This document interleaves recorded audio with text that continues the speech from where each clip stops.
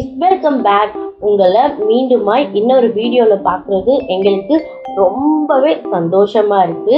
Last வீடியோவில் நம்ம தேவனிடத்தில் முழு ஆத்மாவோடும் இருதயத்தோடும் மனதோடும் பலத்தோடும் அன்பு செலுத்தணும் அப்படின்னு பார்த்தோம் இல்லையா? அந்த அன்பு எப்படிப்பட்டது அப்படின்றது உங்களுக்கு தெரியுமா? அதுக்காக ஏசப்பா ஸ்பெஷலா பைபிள்ல ஒரு ஃபுல் அதிகாரமே வச்சிருக்காங்க அன்பை பத்தினது. அது 1 கொரிந்தியர் 13ஆம் அதிகாரம். இன்னைக்கு அதுல இருந்து நம்ம ஒரு வசனம் பார்க்க போறோம். பார்க்கலாமா? 1 கொரிந்தியர் 13ஆம் அதிகாரம் 7வது வசனம். சகலத்தையும் தாங்கும், சகலத்தையும் விசுவாசிக்கும், சகலத்தையும் நம்பும், சகலத்தையும் சகிக்கும். 1 கொரிந்தியர் 13:7. ஆமா குட்டீஸ், இன்னைக்கு இந்த வசனத்தை வச்சுதான் நம்ம வீடியோ பார்க்க போறோம். அண்ட் இப்போ இந்த வசனம் பேஸ் பண்ணி ஒரு சூப்பரான சாங் பார்த்துட்டு வரலாமா? தெரியுமா, தெரியுமா, குட்டி தம்பி தெரியுமா, உனக்கு தெரியுமா? தெரியுமா, தெரியுமா, குட்டி தங்க தெரியுமா, உனக்கு தெரியுமா? தெரியுமா, தெரியுமா, எது சகலத்தையும் தாங்கும் தெரியுமா, உனக்கு தெரியுமா? எது சகலத்தையும் நம்பும் தெரியுமா, தம்பி தெரியுமா? எது சகலத்தை சகிக்கும் தெரியுமா, தம்பி தெரியுமா? அன்புதான், அது அன்புதான், நேசரி இயேசுவின் அன்புதான். ஓ ஓ அன்புதான், அன்புதான், அன்புதான், அது அன்புதான், நேசரி இயேசுவின் அன்புதான். ஓ ஓ அன்புதான், அன்புதான்.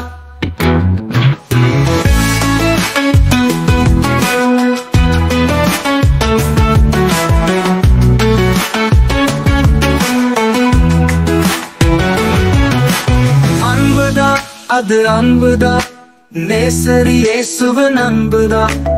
ஓ ஓ அன்புதான், அன்புதான், அன்புதான், அது அன்புதான், நேசரி இயேசுவின் அன்புதான். ஓ ஓ அன்புதான், அன்புதான்.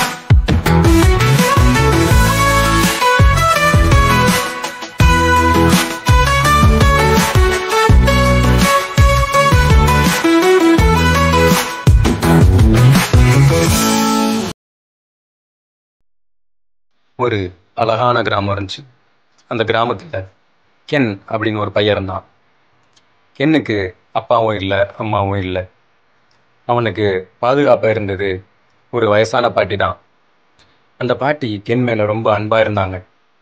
கென்னும் அந்த பாட்டி மேலே ரொம்ப அன்பாக இருந்தான். அந்த பாட்டி தான் கென்னுக்கு அப்பப்போ சின்ன சின்ன உதவிகளை செஞ்சு வந்தாங்க. ஒரு நாள் அந்த பாட்டி கென்னை வீட்டுக்கு கூப்பிட்டு அவனுக்கு ஒரு விளக்கை பரிசாக கொடுத்தாங்க. அந்த விளக்கை பார்த்ததும் கென் ரொம்ப சந்தோஷமாயிட்டான். அந்த விளக்கு வாங்கிக்கிட்டு கென் பாட்டிக்கு நன்றி சொன்னான்.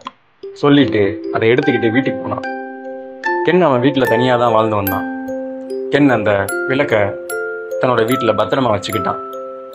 கொஞ்ச நாள் போனதுக்கப்புறம் ஒரு நாள் நைட்டில் அந்த கிராமத்தில் ஒரு பெரிய மழை பெஞ்சுது. அந்த மழை ரொம்ப பயங்கரமாக இருந்தது. பெரிய இடியோடும் மின்னலோடும் காற்றோடும் இருந்துச்சு. இதனால் அந்த கிராமத்தில் மின்வெட்டு ஏற்பட்டுச்சு. இந்த மின்வெட்டுனால் பெரிய இருள் சூழ்ந்துருந்துச்சு. இந்த இருளில் எல்லாரும் பயந்து போயிருந்தாங்க. அதே மாதிரி தான் கென்னும் அவன் வீட்டில் பயந்து போயிருந்தான். அப்போ தான் அவனுக்கு அந்த வீட்டில் இருக்க அந்த விளக்கை பற்றி ஞாபகம் வந்தது. அந்த விளக்கை எடுத்து அந்த விளக்கில் இருந்து ஒளி வர வச்சான். அந்த ஒளியினால் அவன் வீடு பிரகாசமாச்சு. கென்னும் கொஞ்சம் பயம் இல்லாமல் இருந்தான். ஆனால் இருந்தாலும் அந்த மழையின் தாக்கம் ரொம்ப பயங்கரமாக இருந்துச்சு. இரவு முழுக்க அந்த மழை பெஞ்சிக்கிட்டே இருந்தது. கென்னும் தூங்காமல் அந்த விளக்கை பார்த்துக்கிட்டே இரவு முழுக்க இருந்தான். காலையில் விடிஞ்சதும் கென் கொஞ்சம் நம்பிக்கையோடு இருந்தான். ஏன் அப்படின்னா இரவு முழுக்க அந்த விளக்கு அவனுக்கு ரொம்ப துணையாக இருந்துச்சு. இந்த விளக்கு ரொம்ப பாதுகாப்பாக இருந்துச்சு. அதனால் இந்த விளக்கை வச்சு நம்ம மற்றவங்களுக்கும் உதவி செய்யலாம் அப்படின்னு சொல்லி அந்த கென் அதை எடுத்துக்கிட்டு வீட்டை விட்டு வெளியே வந்தான். விடிஞ்ச பிறகும் அந்த கிராமத்தில் இருள் சூழ்ந்தே இருந்துச்சு. ஒளியே வராமல் இருந்தது. ஏன், எதனால அப்படின்னு யாருக்குமே புரியலை. இந்த விளக்கை எடுத்துக்கிட்டு அவன் வீதியில் நடந்து வந்தான். வந்துக்கிட்டு இருக்கப்போ அவனோட நண்பனை பார்த்தான்.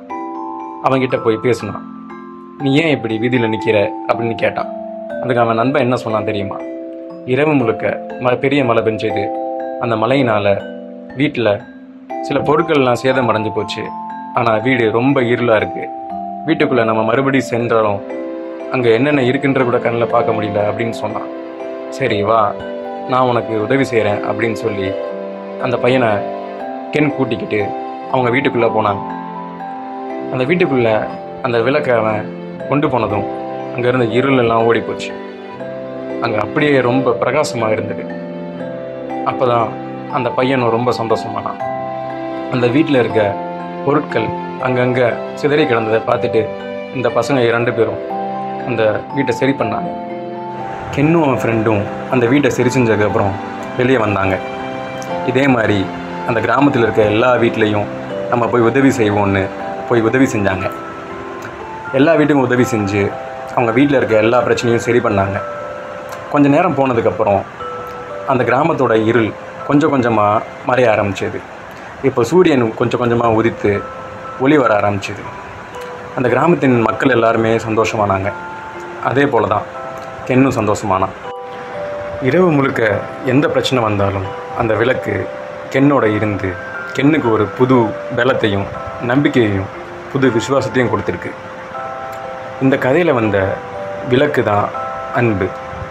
இந்த அன்பு உங்ககிட்ட இருந்தது அப்படின்னா சகலத்தையும் தாங்க வைக்கும், சகலத்தையும் விசுவாசிக்க வைக்கும், சகலத்தையும் நம்ப வைக்கும், சகலத்தையும் சகிக்க வைக்கும். என்ன குட்டீஸ், உங்களுக்கு இந்த கதை பிடிச்சிருந்துச்சா? இப்போ இந்த கதை பேஸ் பண்ணியும் இந்த வசனத்தை பேஸ் பண்ணியும் உங்களுக்கான சிந்திக்க, செயல்பட, ஜெபிக்க பார்த்துக்கலாமா? ஃபர்ஸ்ட் நீங்க எதை பத்தி சிந்திக்கணும் அப்படின்னா, உங்ககிட்ட இந்த அன்புல இருக்கக்கூடிய கேரக்டரிஸ்டிக்ஸ் அதெல்லாம் இருக்கா? உங்ககிட்ட சகிப்புத்தன்மை இருக்கா? நீங்க மற்றவங்கள தாங்குறீங்களா, நம்புறீங்களா அப்படின்றது எல்லாத்தையும் இன்னைக்கு நீங்க சிந்திச்சு பாருங்க. அண்ட் நீங்க இன்னைக்கு செயல்படுறதுக்கு எப்படி அந்த கதையில அந்த குட்டி தம்பி அவன்கிட்ட இருந்த விளக்கு, அதாவது அன்பை வச்சு மற்றவங்களுக்கு ஹெல்ப் பண்ணானோ அந்த மாதிரி இன்னைக்கு உங்களால யாருக்காவது ஹெல்ப் பண்ண முடிஞ்சா கண்டிப்பா ஹெல்ப் பண்ணணும். அண்ட் இன்னைக்கு நீங்க ஜெபிக்கிறப்ப மறக்காம என்ன ஜெபிக்கணும் தெரியுமா? ஏசப்பா, எனக்கும் என்னோட உள்ளத்துல உங்களோட அன்புல இருக்கக்கூடிய அந்த குண நலன்கள் எல்லாமே தாங்க. நானும் எல்லாத்தையும் தாங்கணும், எல்லாத்தையும் விசுவாசிக்கணும், சகலத்தையும் நான் என்ன பண்ணணும், நம்பணும். அது மட்டும் இல்லாம எனக்கு எல்லாத்தையும் சகிச்சு பொறுமையா போகக்கூடிய அந்த அன்பை தாங்க ஏசப்பா அப்படின்னு மறக்காம ப்ரேயர் பண்ணுங்க. ஓகே குட்டீஸ், சகலத்தையும் தாங்கும், சகலத்தையும் விசுவாசிக்கும், சகலத்தையும் நம்பும், சகலத்தையும் சகிக்கும். 1 கொரிந்தியர் 13:7.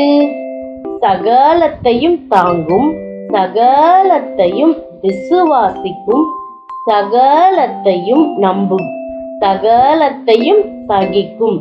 1 கொரிந்தியர் 13:7.